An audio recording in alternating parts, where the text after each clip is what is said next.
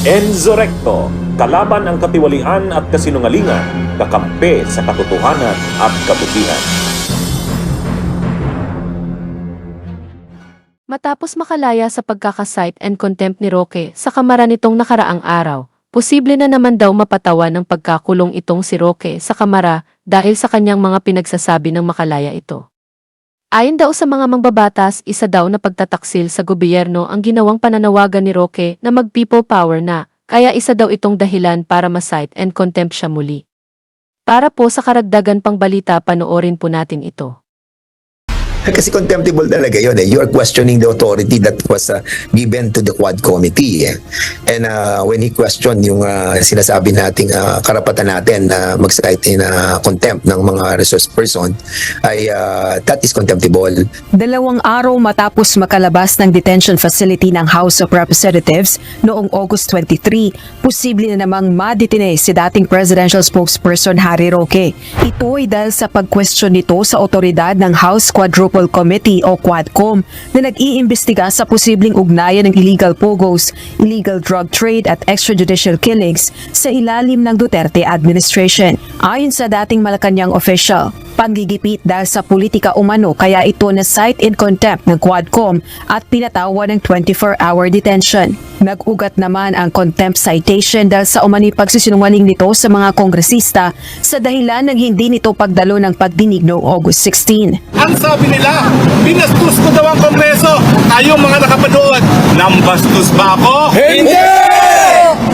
34 years of law practice. Wala ko alam isang korte na nagpakulong dahil hindi naka-attend ng isang hearing. Bakit sa Kongreso, isa sa 4 na hearing na naipita ka, hindi nakarating? Bakit may pagkakakulong? Ang sagot, dahil talagang sinusupil nila ang mga kritiko ng administrasyon nito, sinusupil nila ang kakampi ng sambayanang Pilipino at hindi lamang ang kakampi ng mga Duterte. Ayon sa House Quadcom chairpersons, ang mga pahayag ng abogado ay maituturing na contemptible act o dahilan upang ma-cite in contempt ulit ito ng Kamara. Naniniwala naman si House Committee on Human Rights chairperson Manila 6th District Representative Benny Abante, posibleng paglabag sa batas ang panawagan ni Roque sa publiko na magtipon-tipon sa EDSA laban sa kasalukuyang administrasyon. Mga kababayan, every Friday po hanggang lumaki, hanggang mapuno natin ang EDSA. Yes! Kita-kita tayo dito sa Biyernes dahil hindi naman po pwede na walang gagawin ng mamamayang Pilipino habang palubog ang bansang Pilipinas. Hindi po tayo papayag. Iba na sinasabi niya eh.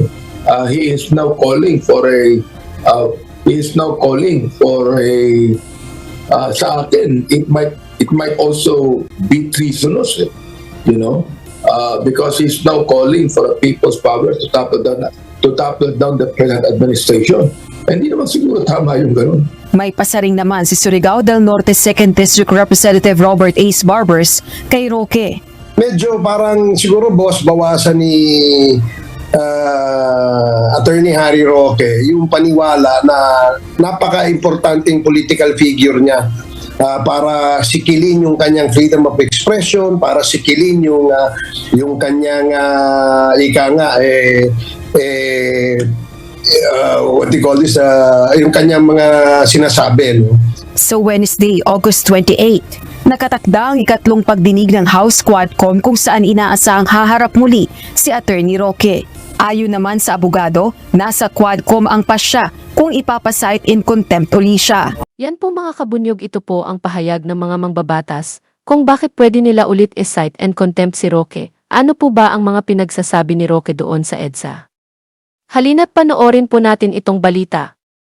Kabilang si Attorney Harry Roque sa mga kumukondena sa anilay marahas na pagpunta ng PNP sa compound ng Kingdom of Jesus Christ sa Davao City. Kasabay niya, nagpaliwanag si Roque tungkol sa pahayag niya na tila nag-uudyok ng people power laban kay Pangulong Marcos. Ngayong nakita ko na mabubuhay pa rin ako, miski sila ay tulungin ako. Tatanggapin ko po ang pagkakakulong. Kung ito po ang magiging mitsa para ang taong bayan, bumalik dito sa EDSA at muli maghusga laban sa isang gobyerno na hindi na po sumasang-ayon sa interes ng mga mamamayan. Tama! Ngayon po, dito sa EDSA, tayo po ay nagpaalis ng isang Marcos dito po muli sa EDSA, magamit tayo po ay kakaunti pa lamang. Huwag nating kakalimutan, ang pinakamalaking apoy nagsisimula sa isang mitsa. Kaya kada Biyernes, dito po tayo makita.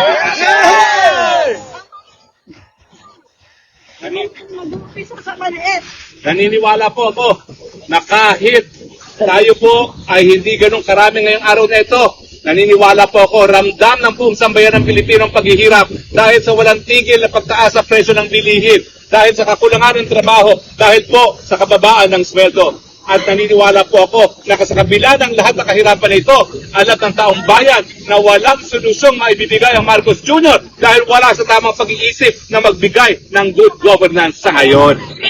Meron naman po tayong alternatibo. Huwag natin isipin na tayo lang binasbasa ng Panginoon para mamuno sa Pilipinas. 110 million po tayo. At yan po ang dahilan kung bakit meron tayong halal na vice-presidente na dahil siya ay nagbigay kay Marcos Jr. para maging presidente, siya ngayon ang Marcos Jr. Dahil kung siya ay gahaman sa kapangyarihan, ngayon po dapat ay President Sara Duterte. Pero nabudol man tayo. Meron pa pong pag-asa dahil ang unang-una magsisimula pong pag-asa sa pag-amin na nabudol tayo. Ngayong nabudol tayo at alam na natin yan, kinakailangan po kapit-bisig tayo ngayon para itaguyod ang interes ng mamamayang Pilipino. Kayanin natin pag tayo po ay kapit-bisig, nagsama-sama ng puwerso at nagkaisa. So, mga kababayan, every Friday po hanggang lumaki, hanggang mapuno natin ang EDSA. Kita tayo dito sa Biyernes dahil hindi naman po pwede na walang gagawin ng mamamayang Pilipino habang palubog ang bansang Pilipinas. Hindi po tayo papayag. Hindi lang po symbolic ang EDSA. Ito po ay kabahagi na ng kasaysayan. Nung minsan na pinaalis natin ang isang Marcos at tayo nagdiwang, yan po ay mensahe na anytime now, maghuhusga na naman ang mga Pilipino para mapalis muli ang Marcos Jr. kung hindi siya magbabago.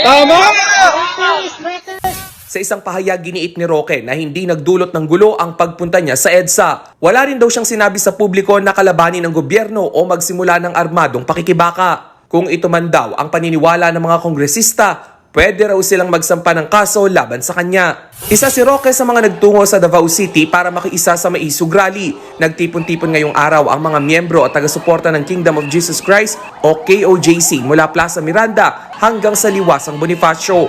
Yan ay para iprotesta ang anilay marahas na paglusob ng mga PNP sa compound nito. Hay naku! Ang mabuti niyan wag ninyo nang ituloy at ilan lang naman kayong dadalo dyan, yung ginawang pagtitipon ninyo sa Liwasang Bonifacio. Hindi yon matatawag na people power dahil hindi naman aabot ng 1 milyon ang mga dadalo. Hindi tulad noon panahon na pinababa sa pwesto si Marcos Sr. at ERAP, yon talaga ang tunay na people power. Inabot ng 1 milyon, mahigit ang dumalo. Kaya wag na kayong umasang mapababa sa pwesto itong si Marcos Jr. Ang mabuti niyan, isuko na lang ninyo si Kibuloy para matigil na rin ang nangyayaring kaguluhan doon sa Davao.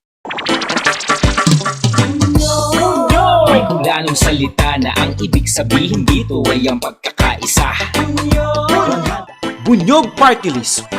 Halika na, Bunyog Party List ka na. Halika na, Bunyog Party List ka na. Sa susunod, ang atinang suportahan, Bunyog Party List, nagtataguyod ng katotohanan, lumalaban para sa bayan.